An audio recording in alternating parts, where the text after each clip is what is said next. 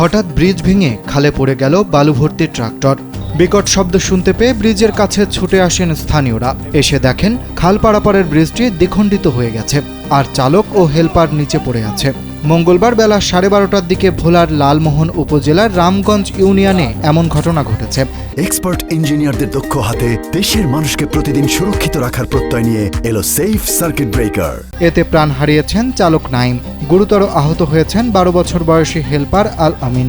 প্রত্যক্ষদর্শীরা জানান, বালুভর্তি ট্রাক্টরটি পারাপারের সময় ব্রিজের শেষ মাথায় পৌঁছালে ব্রিজটি ভেঙে পড়ে। স্থানীয়দের সহায়তায় আহতদের উদ্ধার করে লালমোহন স্বাস্থ্য কমপ্লেক্সে নেওয়া হলে কর্তব্যরত চিকিৎসক একজনকে মৃত ঘোষণা করেন। ঝুঁকিপূর্ণ সেতুটি নিয়ে দীর্ঘদিন ধরে সংস্কারের দাবি জানিয়ে আসছিলেন স্থানীয়রা। শেষ পর্যন্ত প্রাণ নিয়ে ক্ষান্ত হল সেতুটি।